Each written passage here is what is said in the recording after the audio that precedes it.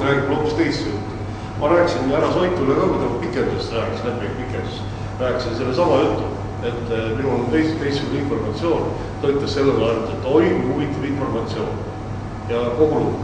Ja sellega ongi asi tänase piirnud. Ja üks inimene, kellega oleme päris palju vaeva näinud, tema see hoopis ametikõrgemist vaeva. Kui juures asjal on täiesti ebakord rääkida või eesliga. Me oleme nii palju raha ja aega kaotanud ja meil on koolad 1. september. Mina ei ole vist kindel, et meil see alajaam tähendab, sest kui veel uut alajaama ei tule, siis me kõiki seda seadakartuli sellele ei saada.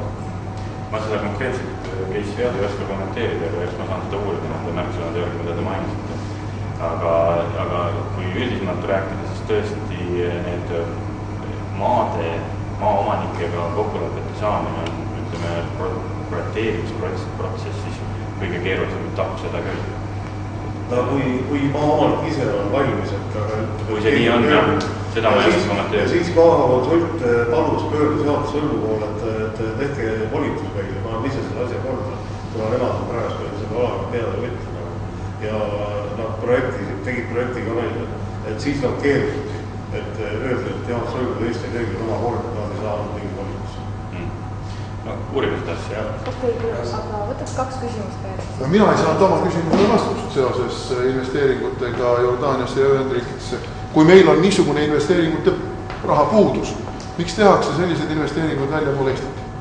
Jordaania ja USA investeeringud, mis puudutavad õlitööstust, et on selgelt ka meie omaniku poolt heaks kiidetud ja omanik on defineerinud Eesti Energia, ta tahab näha Eesti Energia arengut. Omanik tahab seda, et Eestis toimuks järjest rohkem eksporti, et ekspordi tulemusena tuleks Eestisse sisse raha.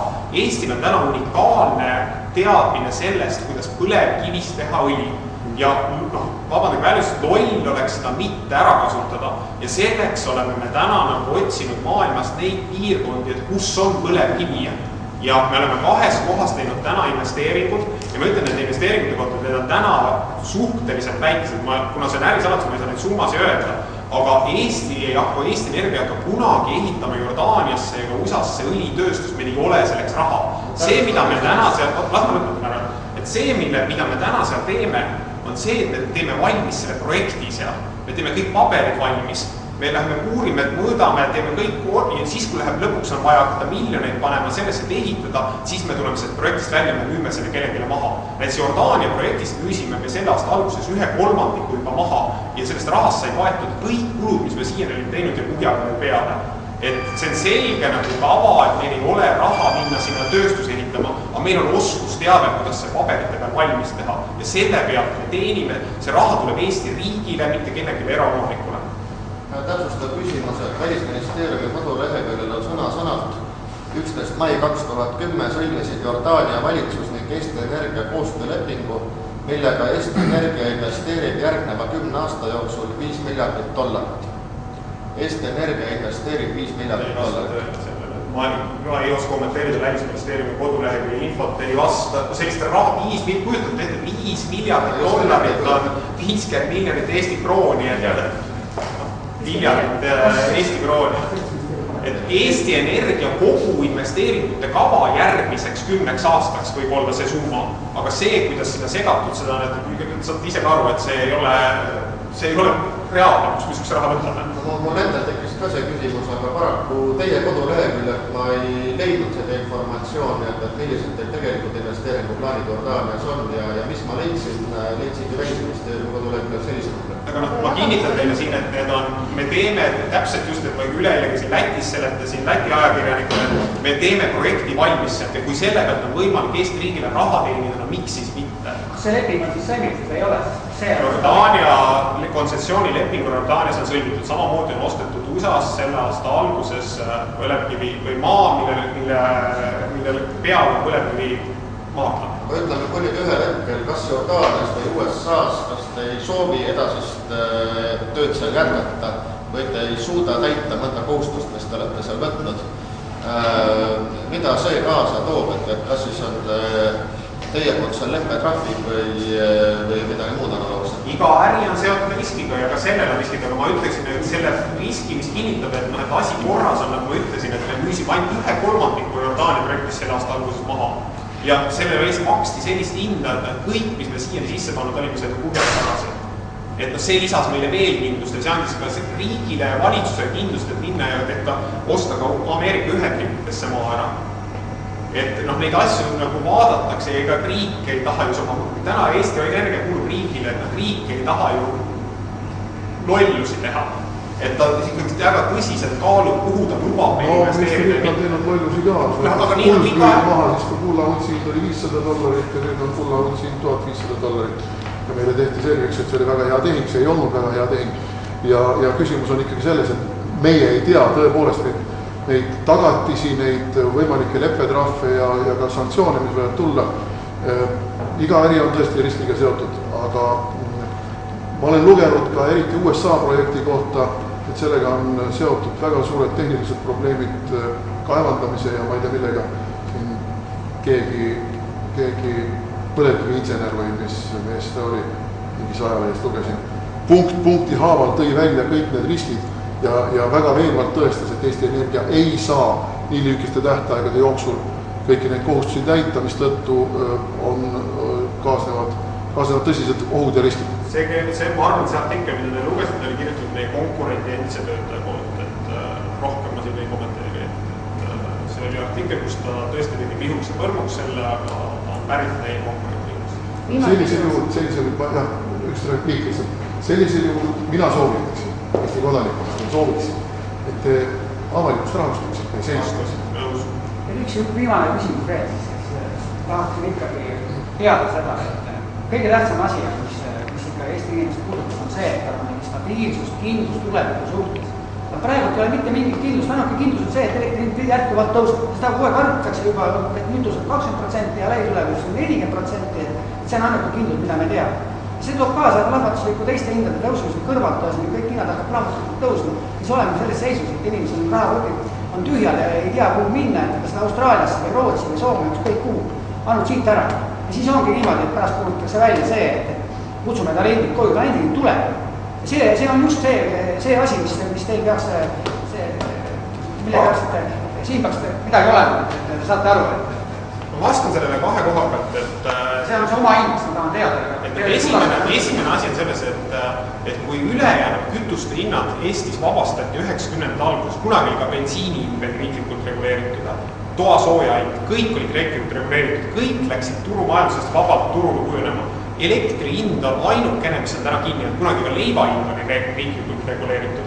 Ja täna on käes see hetk, kus tekib ka elektrile turuhind. Aga mida tahaks öelda on see, et elektri hinda tähtsustatakse üle.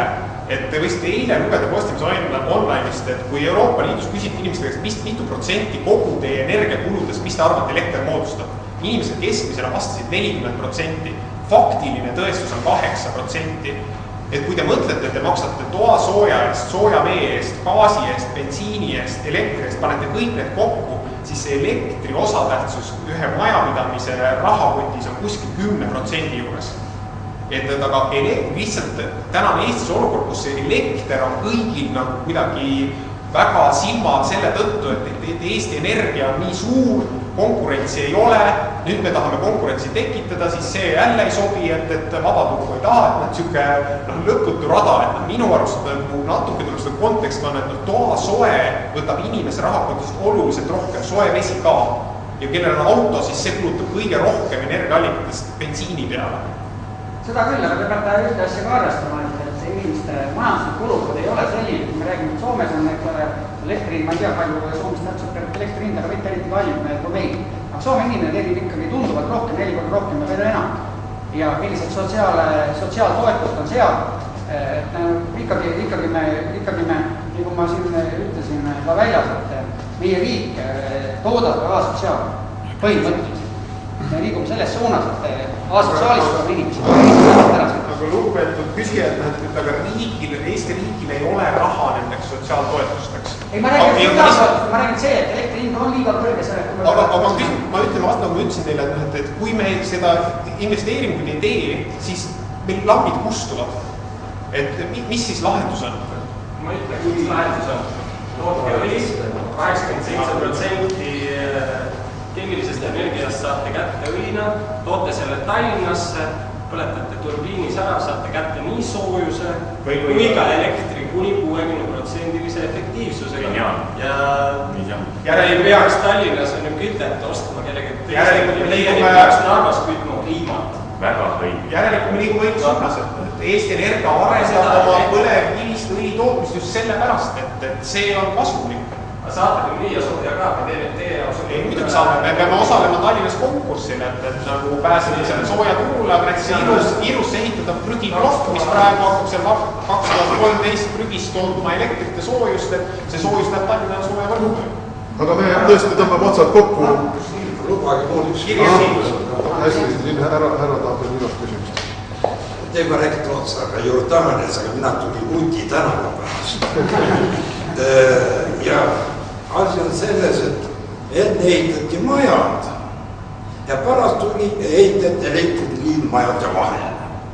See on natuke nagu seadus, mitte ilusti tehtud energia poolt. Ja nüüd seadus ütleb, et oleme 25 meetrit. Ansug on 15 meetrit ja ta on pahane ja ta läheb nüüd hoopis oma maja teisi tuppa magama, siis ta on südarahu. Aga mul on maja nurgast elektriliinini 7 meetrit. Mis on see põhjus, miks nõuti 25 meetrit seda distantsi? Kas see mõjub tervisele või on see selleks, et elektripost kukub pikale, siis peab olema? Juhul, kui ta mõjub tervisele, siis ma võtan kätte ja võtan ansust tiiet, kui lähen kuuri magama, südarahu. Ma seda tahaks teada. Miks on see 25 meetrit? Kas tervist või postkuku? Elektriliinidel sõltuvalt sellest pingetasemest on sellised asjad nagu kaitsevööd, eks ju.